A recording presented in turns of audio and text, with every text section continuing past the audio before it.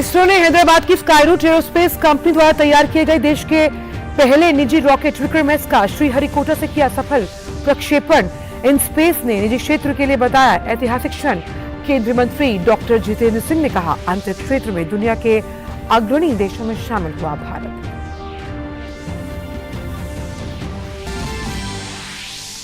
प्रधानमंत्री नरेंद्र मोदी ने आतंकवादी वित्त पोषण को रोकने के लिए तीसरे नो मनी फॉर टेरर मंत्री स्तरीय सम्मेलन को किया संबोधित। कहा, कुछ देश अपनी विदेश नीति के तहत आतंकवाद का करते हैं समर्थन, देते हैं राजनीतिक, वैचारिक और वित्तीय सहायता।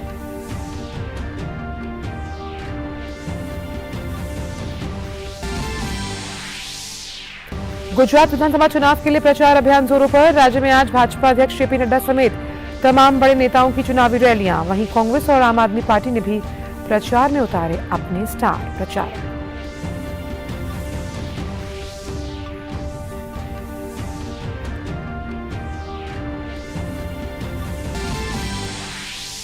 संयुक्त राष्ट्र में भारत ने संयुक्त राष्ट्र परिषद के समान प्रतिनिधित्व पर दिया G4 वक्तव्य। कहा, सुरक्षा परिषद में ठप पड़े हैं सुधार। ब्रिटेन ने सुरक्षा परिषद में भारत सहित 5 देशों की स्थायी सदस्यता का किया समर्थन।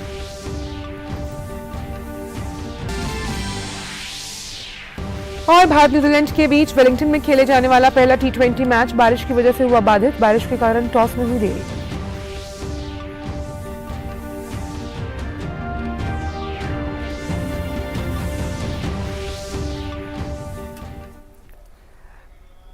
नमस्कार, आप देख रहे हैं डीडी न्यूज। मैं हूं आंचल गुलाटी गुंबर। आइए अब जान लेते हैं सभी खबरों को विस्तार के साथ। पहली बार देश में निजी स्पेस कंपनी द्वारा बनाया गया रॉकेट विक्रम-एस सफलतापूर्वक लॉन्च हो गया। इसने भारतीय अंतरिक्ष कार्यक्रम को एक अलग ऊंचाई पर पहुंचा दिया है। श्रीहरिकोटा स्थित सतीश धवन स्पेस सेंटर से हैदराबाद के निजी स्पेस कंपनी स्काईरूट एरोस्पेस के रॉकेट विक्रम-एस ने उड़ान भरी। रॉकेट हाइपरसोनिक स्पीड से यानी आवाज की गति से 5 गुना ज्यादा स्पीड में अंतरिक्ष की ओर गया। स्काईरूट 4 साल पुरानी कंपनी है जिसने विक्रम-एस रॉकेट को बनाया। इसे लॉन्च करने में भारतीय अंतरिक्ष अनुसंधान संगठन ने मदद की। इस मिशन को प्रारंभ नाम दिया गया है।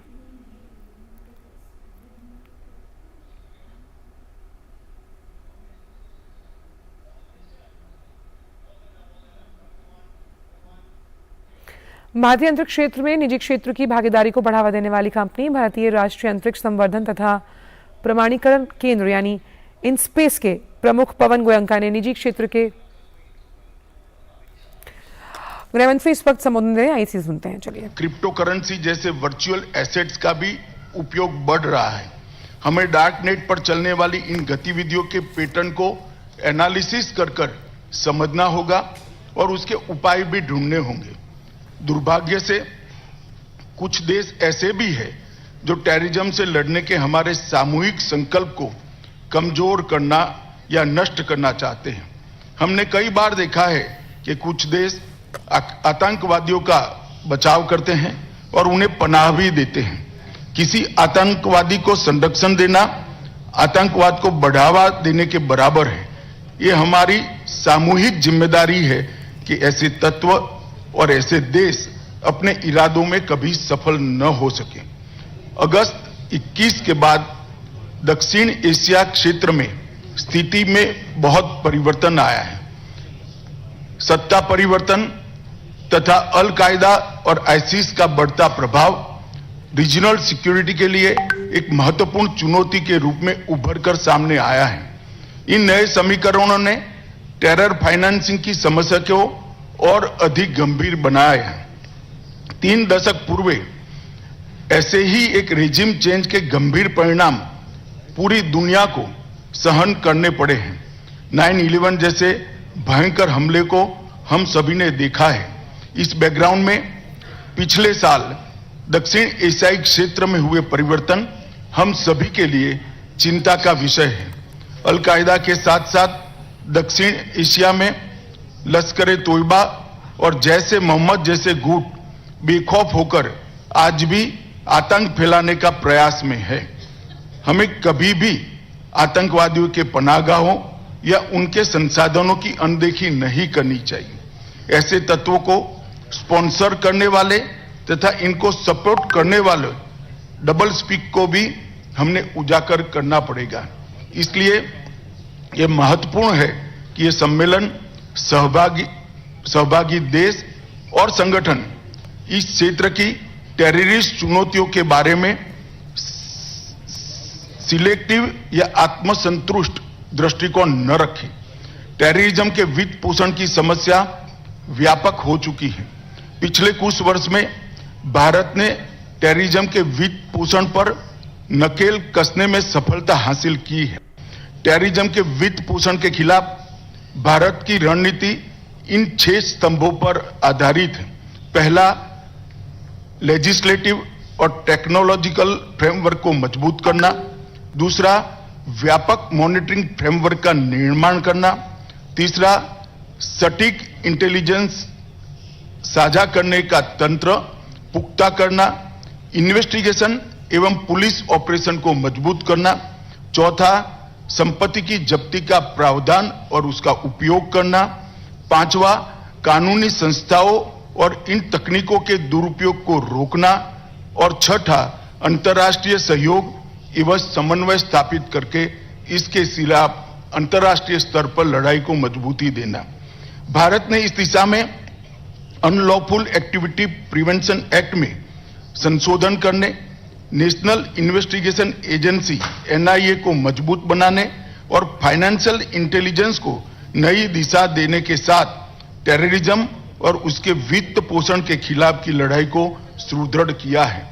यह हमारे निरंतर प्रयासों का ही परिणाम है कि भारत में टेररिस्ट घटनाओं में अत्यधिक कमी हुई है। इसके परिणाम स्वरूप टेररिज्म के कारण होने वाले आर्थिक नुकसान में भी काफी कमी हुई है। भारत का मानना है कि टेररिज्म से निपटने का सबसे प्रभावी तरीका इंटरनेशनल कोऑपरेशन और राष्ट्रों के बीच रियल टाइम तथा ट्रांसपेरेंट सहयोग ही है। प्रत्यार्पण, अभियोजन, इंटेलिजेंस शेयरिंग, कैपेसिटी बिल्डिंग तथा CFT जैसे क्षेत्रों में देशों के बीच में सहयोग टेररिज्म के मुकाबला करने के लिए बहुत महत्वपूर्ण है। यह देखते हुए कि टेररिस्ट और टेररिस्ट समूह आसानी से सीमाओं के पार संसाधनों का समन्वय और संयोजन करते हैं, हमारा आपसी सहयोग और महत्वपूर्ण हो जाता है। वैश्विक स्तर पर नारकोटिक्स के अवैध व्यापार के उभरते ट्रेंड्स और नार्को टेरर जैसी चुनौतियों से टेरर फाइनेंसिंग को एक नया आयाम प्राप्त हुआ है। इसको देखते हुए सभी राष्ट्रों के बीच इस विषय पर घनिष्ठ सहयोग की आवश्यकता है। संयुक्त राष्ट्र जैसे बहुपक्षीय संस्थाओं और FATF जैसे आम सहमति प्लेटफॉर्म की उपस्थिति CFT के क्षेत्र में टेररिज्म को रोकने के संदर्भ में सबसे अधिक प्रभावी हो सकती है। FATF मनी लॉन्ड्रिंग और आतंकियों के वित्त पोषण को रोकने और उसका मुकाबला करने के लिए वैश्विक मानक स्थापित करने और क्रियान्वयन में महत्वपूर्ण भूमिका निभा रहा है। वर्चुअल एसेट्स के रूप में एक नई चुनौती हमारे सामने है। वर्चुअल एसेट के नए तरीकों का उपयोग आतंकवादियों द्वारा फाइनेंशियल ट्रांजैक्शन के लिए किया जा रहा है। वर्चुअल एसेट्स माध्यमों, फंडिंग इंफ्रास्ट्रक्चर तथा डार्क नेट के उपयोग पर नकेल कसने के लिए मजबूत और कारगर ऑपरेशनल सिस्टम की दिशा में हम एक रूपता से काम करें, या आज की मांग है। यूनाइटेड नेशंस, IMF, इंटरपोल और अन्य हितधारकों जैसे दुनिया भर की कानून प्रवर्तन एजेंसियां, फाइनेंशियल इन्वेस्टिगेटर और रेगुलेटर इस दिशा में अधिक सकारात्मक प्रभाव डाल सकते हैं। हमें इन चुनौतियों को गहराई से समझना होगा और वैश्विक स्तर पर आतंक के वित्त पोषण के लिए नई तकनीकों को रोकने का प्रयास करना होगा। जैसे प्रयास हाल ही में नई दिल्ली में संपन्न इंटरपोल की आम सभा में किया गया था। भारत सूचनाओं का आदान प्रदान, प्रभावी सीमा नियंत्रण के लिए क्षमता निर्माण, आधुनिक तकनीकों के दुरुपयोग को रोकने और वित्तीय प्रवाह की निगरानी और रोकथाम तथा जांच और न्यायिक प्रक्रियाओं में सहयोग करके टेररिज्म का मुकाबला करने के सभी प्रयासों में प्रतिबद्ध है। वैश्विक समुदाय को नो मनी फॉर टेरर के लक्ष्य को प्राप्त करने के लिए टेरर फाइनेंसिंग के मोड, मीडियम और मेथड को समझकर उन पर कड़ा प्रहार करने में वन माइंड वन अप्रोच के सिद्धांत को अपनाना होगा। आज हमने भारत के प्रधानमंत्री श्री नरेंद्र मोदी जी के संबोधन के साथ इस सम्मेलन की शुरुआत की है। मुझे विश्वास है कि इन 2 दिनों में टेरर फाइनेंसिंग के विभिन्न आयामों पर सारगर्भित चर्चा होगी और वर्तमान तथा भविष्य की चुनौतियों के सार्थक समाधान निकलेंगे। भारत सरकार के गृह मंत्री के रूप में मैं आप सभी को विश्वास दिलाना चाहता हूं कि नो मनी फॉर टेरर की उद्देश्य पूर्ति में हमारा कमिटमेंट उतना ही दृढ़ है जितना आपका इस समागम में भाग लेने का उत्साह। मैं इस सेशन में मेरे साथी पैनलिस्ट वक्ताओं को सुनने के लिए काफी उत्सुक हूं। कल समापन सत्र में मैं कुछ और बातों पर विस्तार से अपने विचारों को रखना चाहूंगा। अभी के लिए मैं अपनी वाणी को विराम देते हुए सभी को शुभकामनाएं देता हूं। धन्यवाद। Thank you, Honorable Chairperson, for your. आप सुन रहे थे केंद्रीय गृह मंत्री अमित शाह को, जो नो मनी फॉर टेरर सम्मेलन में आतंकवाद और आतंकी वित्त के चलन पर जो पहला सत्र था उसमें संबोधन दे रहे थे। साफ तौर पर उन्होंने कहा कि वैश्विक ये जो तंत्र है इसमें नए नए तरीकों के इस्तेमाल से कहीं ना कहीं आतंकवादी गतिविधियों को अंजाम दिया जा रहा है, तो किस तरह से इस पर लगाम लगानी है इसका जिक्र उन्होंने किया। उन्होंने ये भी कहा कि आतंकवाद के वित्त पोषण और आतंकवाद में जो वैश्विक रुझान है इसको समझना होगा। इसके साथ चलिए आपको सीधे चलते हैं इसरो, जहां पर केंद्रीय मंत्री डॉक्टर जितेंद्र सिंह इस वक्त संबोधन दे रहे हैं। Beginning of a major step in building up India's own startup ecosystem on the one hand, which stands number 3 in the world, and a space ecosystem on the other hand. So I think, as Pawan was mentioning, on the one hand we have a healthy integration of private public sector in the sense ISRO and the industry. On the other hand, we have startup system, actually startup ecosystem contributing to space ecosystem of India. And as Prime Minister often puts, the next 25 years being very significant, when India celebrates its 100 years in the year 2047, and in the potential and the energy, the passion, and the capacities of these youngsters which are going to make all the difference.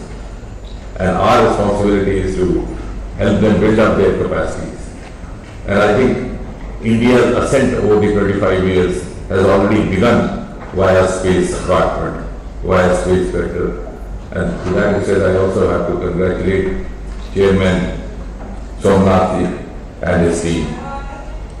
We are going to enter into the next year where we would have the preliminary flights for Gaganyaan followed by the Gaganyaan actually in 2024. And you can just imagine, as I was saying the other day, Neil Armstrong landed on the surface of the moon, couldn't see water. It was our Chandrayaan which brought the pictures of water. So we have actually overtaken the nations which started their journey much before.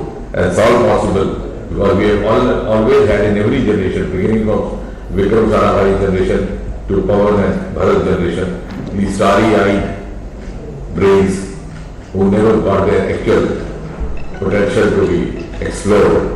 And this is a political dispensation headed by Prime Minister Modi, which is forward-looking and forthcoming to make this happen.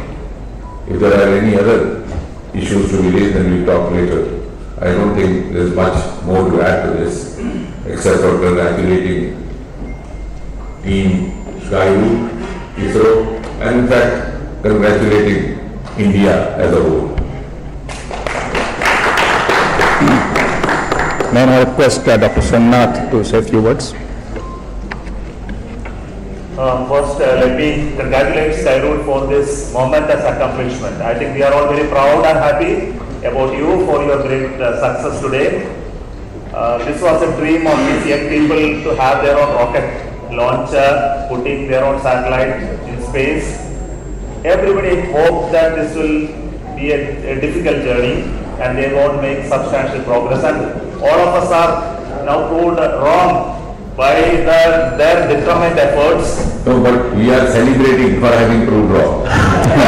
Yes, It's sir. a rare occasion Yeah. when we are happy that we have been proved wrong. Yeah. So this is something they were struggling to get it done. They were finding it extremely difficult to organize around their work. And just it happened, our Honorable Prime Minister understood the need of the hour, and have decided that we need to open up the space sector to enable these people to make it happen. And this momentous decision is one which changes the course of history. I think in every course of history we will see such things happening. And today we are witnessing a small event today, but it has repercussions in the years to come. And I am very happy. Department of Space, through its arms of ISRO, ENSIL and InSpace, will enable this change to happen. This is for the nation. This is for the entire space ecosystem of this country that we need. The National Space Agency, ISRO, along with the entire industrial development R&D ecosystem in space sector, to come together to grow our space economy much bigger than that we have today.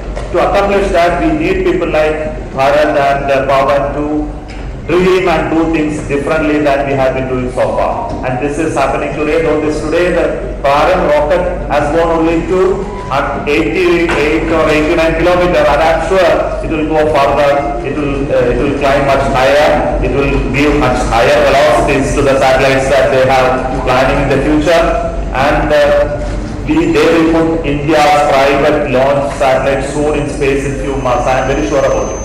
And this is a demonstration of their confidence and determination, and also all the people who supported them in various ways. And I want to tell you that it is coming through various sector of people, the investors that they have, the confidence that a lot of people have in their vision and dream, the support that ISRO and InSpace gave them to enable the journey to become easier for them in the last few months after this, maybe the post-COVID time, that we were able to enable this, and all of the knowledge of the many people who have burnt their fingers through the rocket technology, and all that together, this event is happening, and we are determined to support them to go further. And I want to assure that this journey for them as well as many other startups. It's not only for Skyroot. I want to tell you today, though we are celebrating Skyroot, there are many more celebrations are going to happen here for startups, not only building rockets, but for building satellites, building payloads, building applications, and there are hundreds of them waiting to flourish and expand our space ecosystem in this country. And this is a momentous decision. I thank them for enabling us this to happen. Thank you. Thank you, Dr. Somnath. May I now request Rajiv Jyoti to give some background on support by ISRO and by InSpace for this launch.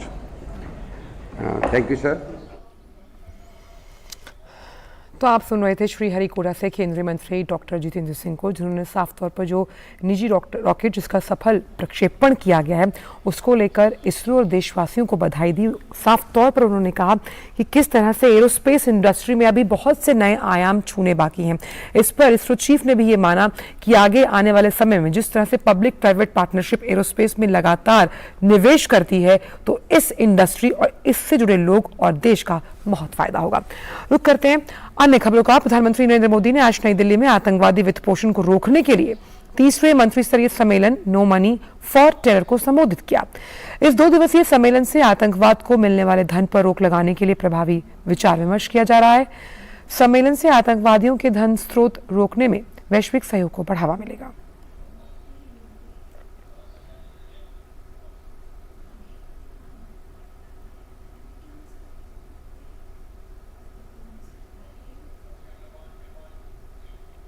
इस अवसर पर अपने संबोधन में प्रधानमंत्री नरेंद्र मोदी ने कहा कि कई देश अपनी विदेश नीति के तहत आतंकवाद का समर्थन करते हैं और उन्हें राजनीतिक और वित्तीय सहायता प्रदान करते हैं। पीएम ने कहा आतंकवाद से मददगारों की पहचान होना जरूरी है। It is well known that terrorist organizations get money through several sources. One source is state support. Certain countries support terrorism as part of their foreign policy. they offer political, ideological, and financial support to them. International organizations must not think that the absence of war means peace. Proxy wars are also dangerous and violent. प्रधानमंत्री ने कहा कि हम दशकों से आतंक की विभीषिका का सामना कर रहे हैं, लेकिन हमने आतंकवाद का बहादुरी से मुकाबला किया। Our country faced the horrors of terror long before the world took serious note of it. Over the decades, terrorism in different names and forms tried to hurt India. We lost thousands of precious lives, but we have fought terrorism bravely. प्रधानमंत्री ने कहा कि सभी आतंकी हमलों पर कड़ी कार्रवाई होनी चाहिए। उन्होंने कहा कि आतंकवाद के खिलाफ सबको एकजुटता के साथ लड़ना होगा।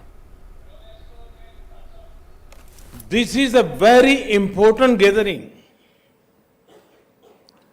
It should not be seen as a gathering of ministers only, because it deals with a subject that impacts entire humanity. The long-term impact of terrorism is particularly hard on the poor and on the local economy. प्रधानमंत्री ने कहा कि एकजुट होकर ही आतंकवाद को हराया जा सकता है। In today's world, ideally, there should be no need for anyone to remind the world of the dangers of terrorism. However, there are still certain mistaken notions about terrorism in some circles. The intensity of the reaction to different attacks cannot vary based on where it happened. All terrorist attacks deserve equal outrage and action. प्रधानमंत्री ने आतंकवाद को जड़ से उखाड़ने के लिए एक व्यापक और सक्रिय प्रणाली की आवश्यकता पर जोर दिया। Uprooting terrorism needs a larger proactive response. If we want our citizens to be safe, then we cannot wait until terror comes to our homes. We must pursue terrorists, break their support networks, and hit their finances. वक्त एक छोटे से break का। लहलहाती फसल, भरे पूरे खेत खलिहान, हर किसान का बस यही अरमान। लेकिन कभी बारिश, कभी बिजली, कभी ओला, कभी सूखा। प्रकृति का तो नहीं, मगर नुकसान का उपाय है। AIC से फसल बीमा। Agriculture Insurance Company of India Limited. AIC। Break के बाद सभी का स्वागत। भारतीय जनता पार्टी ने आम आदमी पार्टी के नेता मुकेश गोयल को लेकर एक स्टिंग ऑपरेशन करने का दावा किया, जिसमें वो एक जूनियर इंजीनियर से पैसे मांगते हुए नजर आ रहे हैं। स्टिंग का वीडियो जारी करने के साथ ही भाजपा ने की जो राष्ट्रीय प्रवक्ता हैं संबित पात्रा, उन्होंने आप नेता मुकेश गोयल के बहाने सीधे मुख्यमंत्री अरविंद केजरीवाल पर हमला बोला। भाजपा के प्रवक्ता संबित पात्रा ने आम आदमी पार्टी पर निशाना साधते हुए कहा कि आम आदमी पार्टी सबसे बड़ी भ्रष्टाचारी पार्टी है। स्टिंग हुआ है और स्टिंग मास्टर के स्टिंग में आप देखिए मनीष सिसोदिया जी गड़बड़, सत्येंद्र जैन जी का तो बेल कल फिर से रिजेक्ट हो गया है, और आज देखिए उनके एक और बड़े नेता रंगे हाथ पकड़े गए हैं। मैं बेपर्दा करता हूं, उसका खुलासा करता हूं, और नेता का नाम है मुकेश गोयल। मुकेश गोयल, मुकेश गोयल वर्तमान में आम आदमी पार्टी के दिग्गज नेता हैं, अरविंद केजरीवाल जी के राइट हैंड हैं। प्रवक्ता समित पात्रा ने कहा आम आदमी पार्टी ठगों की सरदार है। उन्होंने कहा कम समय में नंबर 1 भ्रष्टाचारी बनने का रिकॉर्ड आप पार्टी के नाम है। एमएलए हैं, ये सब पेड़ हैं, और ये जो पैसे देते हैं ये केजरीवाल जी को, मनीष सिसोदिया जी को, ये सारे के सारे ये फल हैं, फल। और ये जो एमसीडी में इनके कुछ इनके जो नेता हैं ये टहनियाँ हैं। मुझे तो याद आ गया, हर पेड़ पर उल्लू बैठा है, याद है ना आपको? दिल्ली सरकार के हर पेड़ पर करप्ट उल्लू बैठा है, अंजामे दिल्ली क्या होगा? आप सोच के देखिए, जिस हर पेड़ पर इस प्रकार से एक भ्रष्ट व्यक्ति बैठा होगा तो उस पेड़ का अंजाम क्या होगा, दिल्ली के प्रशासन का अंजाम क्या होगा, जब उनके सबसे बड़े नेता बोल रहे हैं हर पेड़ पर बैठा हुआ है। दिल्ली के उपराज्यपाल वीके सक्सेना ने मुख्यमंत्री अरविंद केजरीवाल को पत्र लिखकर डायलॉग एंड डेवलपमेंट कमीशन के वाइस चेयरमैन जैस्मिन शाह को पद से हटाने का आदेश दिया। उपराज्यपाल ने जैस्मिन शाह पर राजनीतिक उद्देश्य के लिए पद का दुरुपयोग करने का आरोप लगाया। उपराज्यपाल ने जैस्मिन शाह को मिलने वाले सभी सरकारी सेवाओं और सुविधाओं पर तत्काल प्रभाव से रोक लगा दी। इस बीच डायलॉग एंड डेवलपमेंट कमीशन के वाइस चेयरमैन जैस्मिन शाह के दिल्ली स्थित ऑफिस को सील कर दिया गया, जिससे कार्यालय में कोई प्रवेश न कर पाए।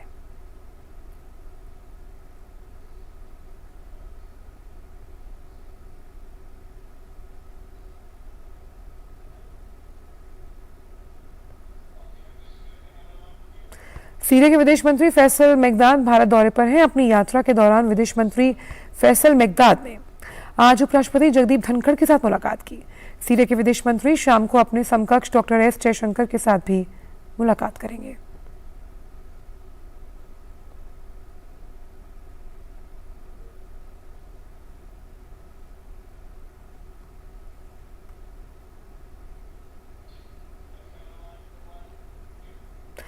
संयुक्त राज्य अमेरिका के नौसेना सचिव कार्लोस डेल टोरो भारत के दौरे पर हैं। कार्लोस डेल टोरो ने राष्ट्रीय समर स्मारक पर शहीदों को माल्यार्पण कर श्रद्धांजलि अर्पित की।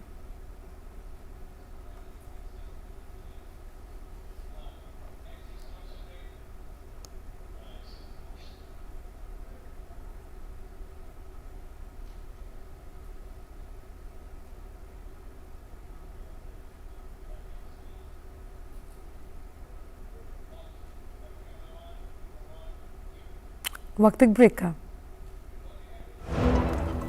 लहलहाती फसल, भरे पूरे खेत खलिहान, हर किसान का बस यही अरमान। लेकिन कभी बारिश, कभी बिजली, कभी ओला, कभी सूखा। प्रकृति का तो नहीं, मगर नुकसान का उपाय है। AIC से फसल बीमा। Agriculture Insurance Company of India Limited, AIC। Break के बाद सभी का स्वागत। तो देश की आध्यात्मिक राजधानी काशी में काशी तमिल संगमम का आयोजन हो रहा है। ज्ञान, संस्कृति और विरासत की दो प्राचीनतम केंद्रों काशी और तमिलनाडु के बीच की कड़ी की तलाश के लिए काशी तमिल संगमम का आयोजन हो रहा है। 19 नवंबर को प्रधानमंत्री नरेंद्र मोदी काशी हिंदू विश्वविद्यालय के एम्फी थिएटर ग्राउंड में संगमम के मुख्य आयोजन की शुरुआत करेंगे। आजादी का अमृत महोत्सव के अंतर्गत आयोजित इस कार्यक्रम का उद्देश्य एक भारत श्रेष्ठ भारत की भावना को बढ़ावा देना है।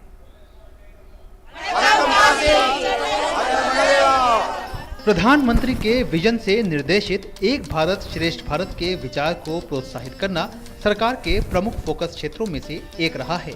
इस विजन को प्रतिबिंबित करने वाली एक अन्य पहल में काशी में 1 महीने तक चलने वाले कार्यक्रम काशी तमिल संगमम का आयोजन किया जा रहा है और इसका उद्घाटन 19 नवंबर को प्रधानमंत्री द्वारा किया जाएगा। काशी तमिल संगमम के लिए प्रतिनिधियों का पहला समूह रामेश्वरम से ट्रेन से गुरुवार दोपहर में चेन्नई पहुंचा, जिसको केंद्रीय सूचना और प्रसारण राज्य मंत्री डॉक्टर एल मुरुगन की उपस्थिति में ट्रेन से बनारस के लिए रवाना किया गया। तमाम छात्र कहते हैं कि वो प्रधानमंत्री नरेंद्र मोदी का बेहद शुक्रगुजार हैं, शुक्रिया अदा करना चाहते हैं, क्योंकि उन्होंने ये एक रास्ता खोला, एक ब्रिज, एक सेतु बनाया तमिलनाडु से सीधे काशी तक। वाराणसी में काशी तमिल संगमम में हिस्सा लेने वाले तमिल लोगों में खासा उत्साह देखा जा रहा है। इसमें नॉर्थ और साउथ दोनों के बीच में कुछ डाइवर्सिटी है ना, उसको ब्रिज करने के लिए एक कोशिश हो रही है। बहुत अच्छा मौका है और अपॉर्चुनिटी है। जैसे हम जैसे young students we get the opportunity to meet academicians. हम बहुत सारे लोगों से मिलजुल के बातें करके उनसे उनका एक्सपीरियंस, एडवाइस, बहुत सारे अच्छा एक्सपीरियंस मिल रहा है इससे। काशी कल्चर और तमिल कल्चर में कितना सिमिलैरिटीज़ है। यहाँ पे और भी लोग हैं जिनके साथ मैं बातें करता रहता हूँ और I am getting to know a lot more and this is being a very holistic experience for me. Tamil Nadu और काशी देश के दो सबसे महत्वपूर्ण और प्राचीन शिक्षा केंद्र हैं। इस कार्यक्रम का उद्देश्य काशी और तमिलनाडु के बीच सदियों पुराने ज्ञान, विज्ञान, सांस्कृतिक और दार्शनिक संबंधों को मजबूत करना है। कार्यक्रम में तमिलनाडु के 2500 से अधिक प्रतिनिधि काशी में मौजूद रहेंगे। वहीं तमिल संगमम के लिए काशी को भव्य तरीके से सजाया गया है। एक भारत श्रेष्ठ भारत की संकल्पना को साकार करता काशी तमिल संगमम दोनों विशिष्ट संस्कृतियों की सदियों पुराने संबंधों को प्रगाढ़ करने का एक प्रयास है। वड़क्कम काशी, अगले 1 महीने तक काशी में संस्कृतियों का समागम होगा, क्योंकि काशी में काशी तमिल संगमम का आयोजन हो रहा है। ये नवाचार का समागम होगा, ये विज्ञान का समागम होगा, ये ज्ञान का समागम होगा, ये सांस्कृतिक नवनिर्माण का समागम होगा, ये आधुनिकता का समागम होगा और साथ ही साथ ये समागम होगा गंगा और कावेरी का, ये समागम होगा काशी और तेनकाशी का, ये समागम होगा सांस्कृतिक नवनिर्माण का और साथ ही साथ ये समागम होगा रामेश्वर और विश्वेश्वर का। कैमरा पर्सन संदीप मूर्ति के साथ अश्विनी कुमार मिश्र, डीडी न्यूज, काशी। तो वाराणसी में काशी तमिल संगमम को लेकर देश के कई राज्यों से लोगों के आने का सिलसिला जारी। हमारे संवाददाता हरिकेश बहादुर सिंह ने इस पर वाराणसी के जिलाधिकारी एस राजलिंगम से खास बात की।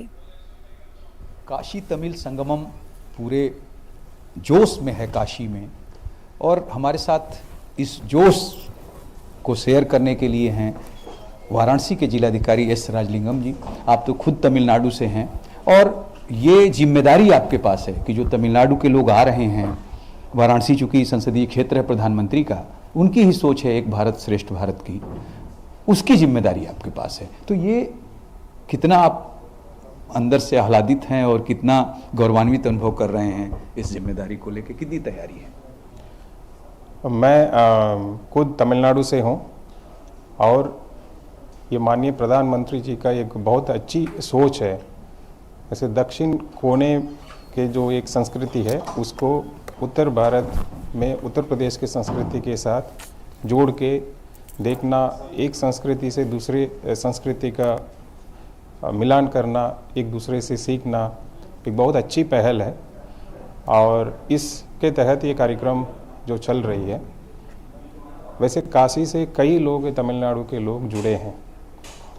अगर यहाँ मंदिर में भी आप अधिकांश लोग दक्षिण भारत के लोग यहाँ पे हर साल आते हैं और इसकी बहुत मान्यता है और मैं खुद तमिलनाडु के रहने वाले होने के नाते ये बहुत खुशी का और गर्व का विषय है और उम्मीद है कि इस कार्यक्रम की सफलता के कारण तमिलनाडु में भी एक अच्छा माहौल बनेगा।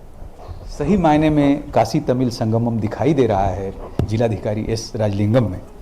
Doctor Harkesh Bahadur Singh Gautam, DD news, Varanasi. और अब बात करते हैं चुनावों से जुड़ी हुई। गुजरात में चुनावी सरगर्मियां चरम पर। 2 चरणों में होने वाले चुनाव के नामांकन की प्रक्रिया पूरी हो गई है। भाजपा के राष्ट्रीय अध्यक्ष जेपी नड्डा आज राज्य में 3 चुनावी रैलियां करेंगे।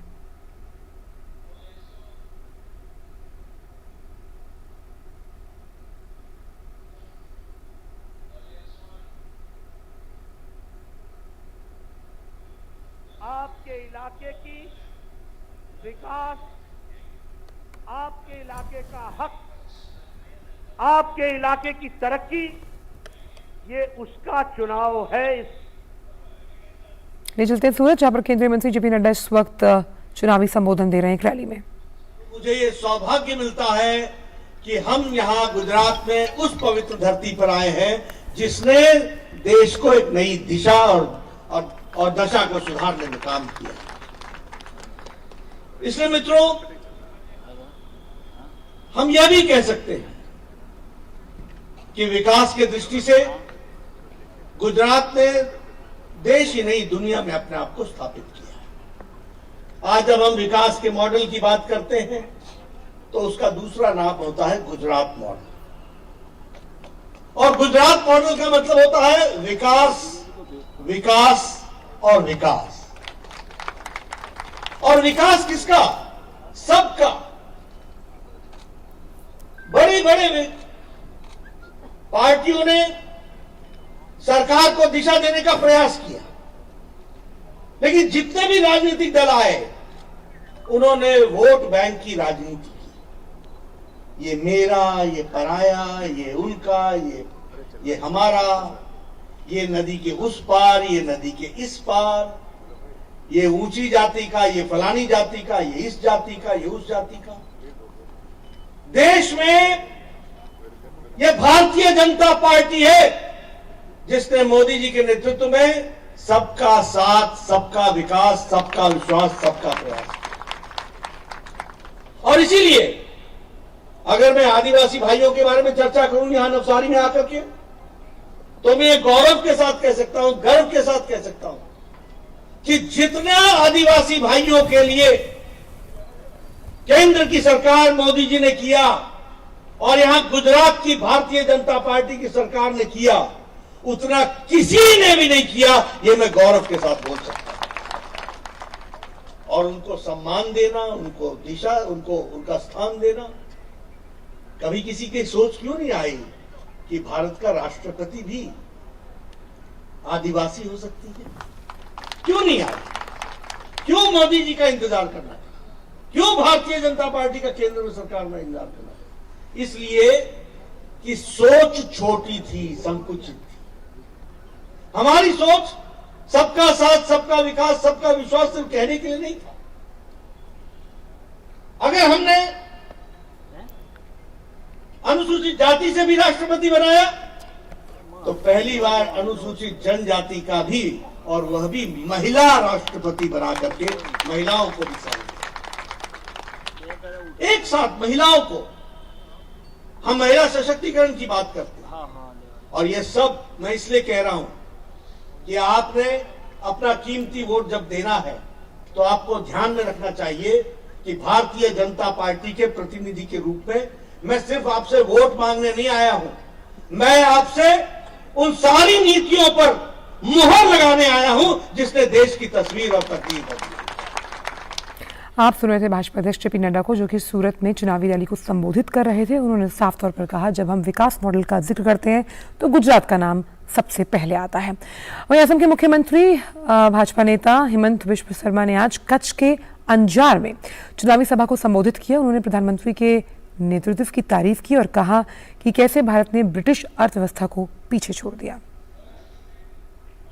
ब्रिटिश हमारा ऊपर हुकूमत चलाया करता था, अभी मोदी जी ने ब्रिटिश इकोनॉमी को पीछे रखकर भारत को आगे बढ़ा दिया।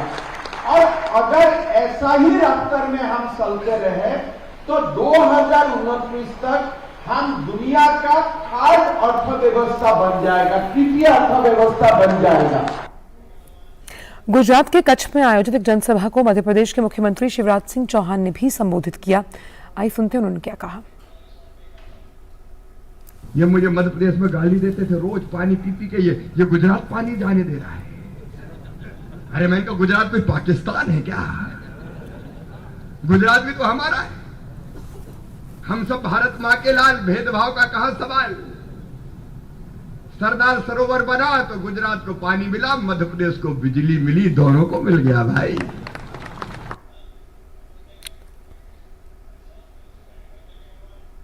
वहीं गुजरात विधानसभा चुनाव के लिए मतदान में अभी कुछ ही दिन बाकी हैं। ऐसे में कई जगहों पर मतदाता जागरूकता पर विशेष कार्यक्रम आयोजित किए जा रहे हैं। इसी क्रम में अहमदाबाद के the Anjuman Islam high school में मुस्लिम छात्राओं ने रंगोली बनाकर लोगों को मतदान के लिए जागरूक किया। मतदान के प्रति जागरूकता के लिए छात्राओं ने ये रंगोली बनाई।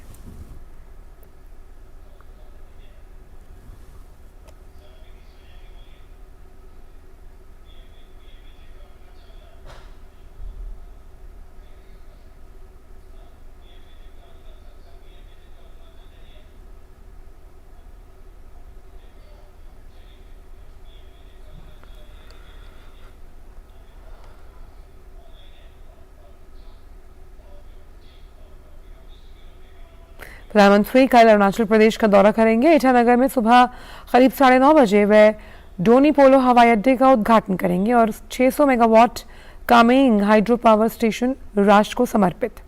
डोनी पोलो एयरपोर्ट पर ILS लगाया गया है, जिसमें एक लोकलाइजर, एक ग्लाइड पथ और दूरी मापने के डिवाइस शामिल हैं। इससे हर मौसम में एयरपोर्ट पर ऑपरेशन में मदद मिलेगी। 640 करोड़ से अधिक की लागत से विकसित ये एयरपोर्ट कनेक्टिविटी में सुधार करेगा और क्षेत्र में व्यापार और पर्यटन के विकास के लिए एक उत्प्रेरक के रूप में काम करेगा।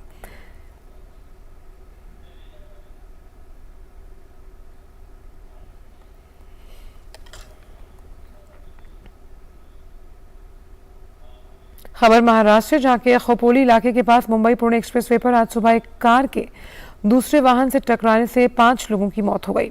वहीं 3 लोग गंभीर रूप से घायल, इनमें 4 की मौके पर ही मौत हो गई और एक की अस्पताल ले जाते समय घायलों को कामोठे के MGM अस्पताल में भर्ती कराया गया है।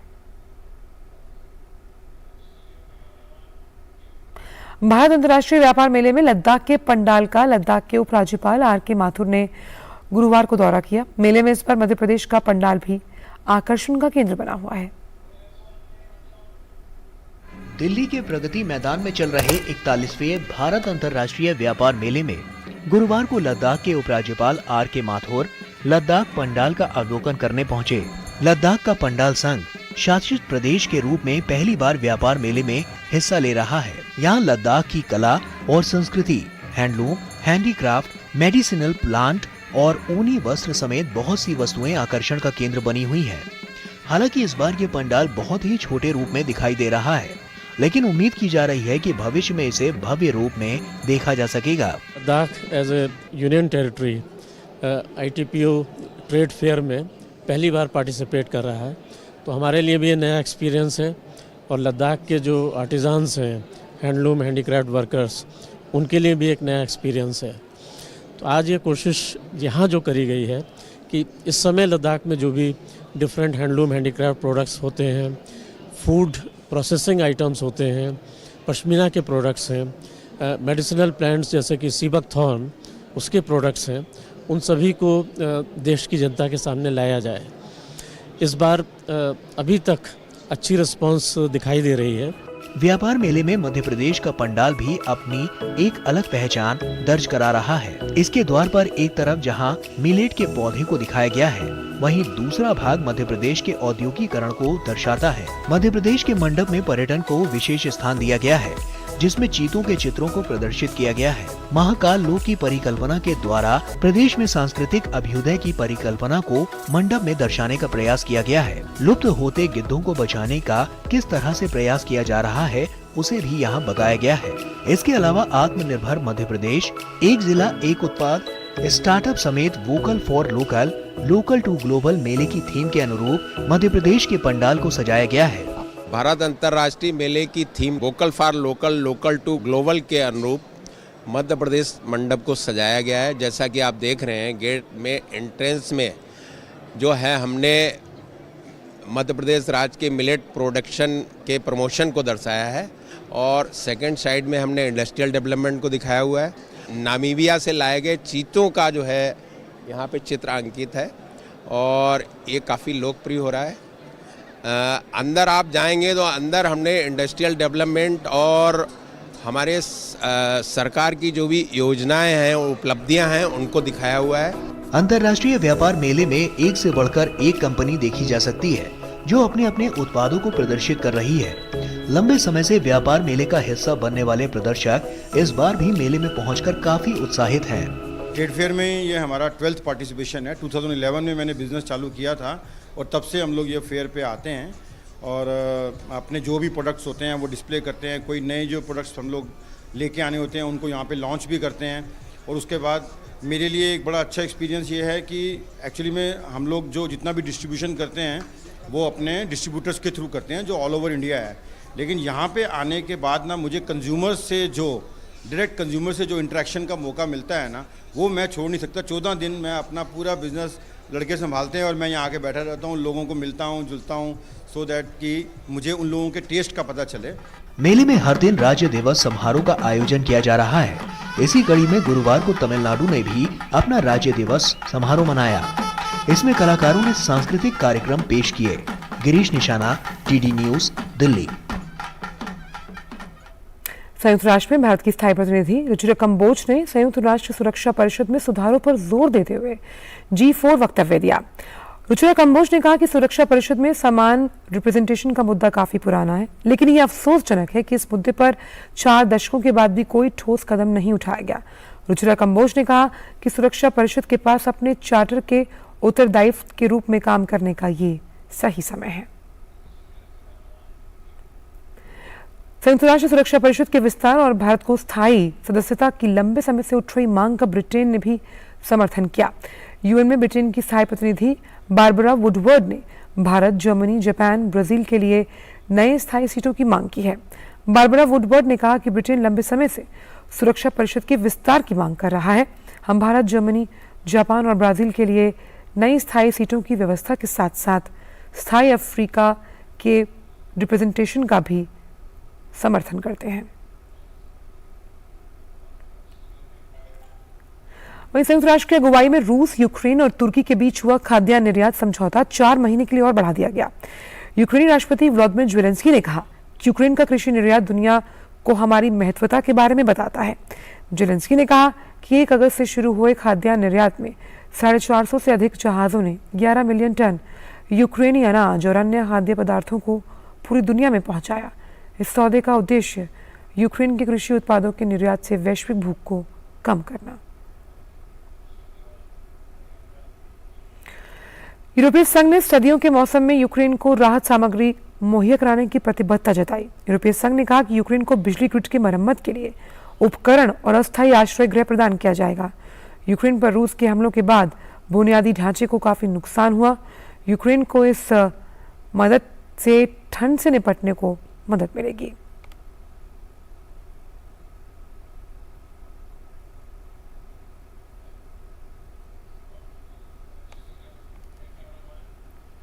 बात क्रिकेट की। भारत और न्यूजीलैंड के बीच 3 टी20 मैचों की सीरीज का पहला मुकाबला आज वेलिंगटन में खेला जाएगा। हालांकि बारिश के कारण अभी तक टॉस नहीं हो पाया। भारतीय टी20 टीम की कमान हार्दिक पांड्या के हाथों में है। ऐसे में युवा खिलाड़ियों से सजी भारतीय टीम को न्यूजीलैंड की अनुभवी टीम से पार पाना बड़ी चुनौती होगा। भारत और न्यूजीलैंड दोनों को ही हाल ही में समाप्त हुए टी20 विश्व कप के सेमीफाइनल में हार का सामना करना पड़ा। ऐसे में दोनों की कोशिश इस मैच को जीतकर वापसी जीत के लय को हासिल करने की होगी।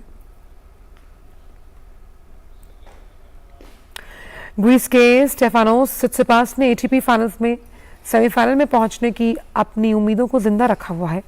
सित्सिपास ने गुरुवार को खेले गए मुकाबले में रूस के दानिल मेदवेदेव को संघर्षपूर्ण मुकाबले में 6-3, 6-7, 7-6 से हराकर प्रतियोगिता से बाहर का रास्ता दिखा दिया। सित्सिपास आज आंद्रे रूबलेव के खिलाफ अपनी चुनौती पेश करेंगे। गौरतलब है कि इससे पहले मेदवेदेव को हमवतन खिलाड़ी आंद्रे रूबलेव के हाथों हार का मुंह देखना पड़ा था। वहीं एक अन्य मुकाबले में अमेरिका के टेलर फ्रिट्ज ने कनाडा के फेलिक्स के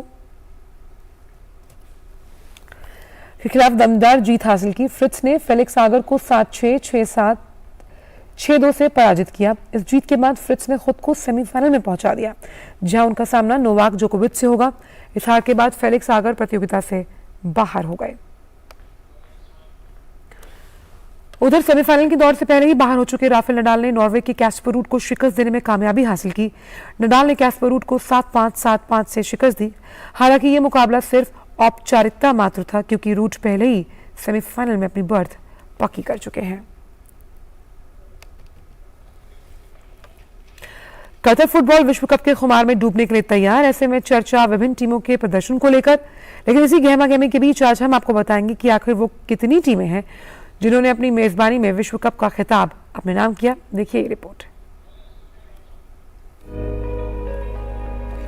फुटबॉल विश्व कप के बुखार में दोहा तपने लगा है और तपिश की इस कड़ी में हर टीम की खिताब को अपना बनाने की जद्दोजहद फैंस को दीवाना बनाने के लिए तैयार है। लेकिन जद्दोजहद और दीवानगी की इस तस्वीर के बीच एक दिलचस्प आंकड़ा भी है जिसे हर फुटबॉल प्रेमी जानना चाहता है। ये रिकॉर्ड है कि आखिर वो कितनी टीमें हैं जिन्होंने अपनी मेजबानी में विश्व कप खिताब पर मोहर लगाई है। पहला विश्व कप 1930 में उरुग्वे में आयोजित हुआ, जिसे उरुग्वे की टीम ने ही अपने नाम किया। इस विश्व कप में 13 टीमों ने हिस्सा लिया था। फाइनल मुकाबला उरुग्वे और अर्जेंटीना के बीच खेला गया, जहां मेजबान टीम ने अर्जेंटीना को 4-2 से शिकस्त दी। इटली की टीम ने भी बतौर मेजबान 1934 में अपना पहला विश्व कप जीतने में सफलता हासिल की। हालांकि 2022 फुटबॉल विश्व कप के लिए इटली क्वालिफाई तो नहीं कर पाया, लेकिन टीम इस कप को 4 बार अपने नाम जरूर कर चुकी है। इंग्लैंड ने फुटबॉल विश्व कप का खिताब अब तक सिर्फ एक बार जीता है, और वो भी अपनी मेजबानी में साल 1966 में। इंग्लैंड ने 1966 में वेम्बले में विश्व कप के फाइनल में वेस्ट जर्मनी को 4-2 से हराया। 1974 में पश्चिमी जर्मनी ने अपनी मेजबानी में विश्व कप के खिताब पर मोहर लगाई। टीम ने फाइनल मुकाबले में नीदरलैंड्स की टीम को 2-1 से हराया। यह मुकाबला म्यूनिख में खेला गया था। अर्जेंटीना 2 बार विश्व कप का खिताब जीत चुकी है, जिसमें टीम ने पहली बार 1978 में अपनी मेजबानी में जीत हासिल की। टीम ने फाइनल में नीदरलैंड्स की टीम को 3-1 से हराया। अर्जेंटीना की जीत में मारियो कैम्प्स और डेनियल बेर्टोनी ने अहम भूमिका निभाई थी। 2018 की चैंपियन फ्रांस 1998 में अपने घर पर विश्व कप ट्रॉफी को उठाने का सपना पूरा कर चुकी है। 1998 में फ्रांस ने ब्राजील को फाइनल मुकाबले में 3-0 से शिकस्त दी थी। Sports desk, DD news. तो फुटबॉल विश्व कप में नीदरलैंड्स जैसी मजबूत टीम के साथ ग्रुप ए में मौजूद सेनेगल की टीम को विश्व कप अभियान शुरू करने से पहले ही बहुत बड़ा झटका लगा। दरअसल टीम के स्टार और प्रमुख खिलाड़ी सादियो माने विश्व कप से बाहर हो गए। माने को पिछले हफ्ते बायर्न की ओर से खेलते हुए पैर में चोट लगी थी।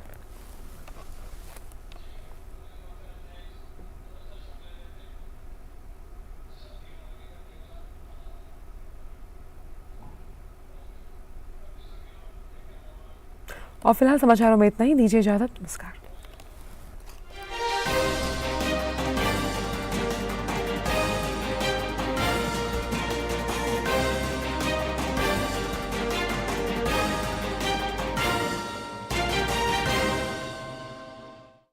ईस्ट इंडिया कंपनी के नियमों के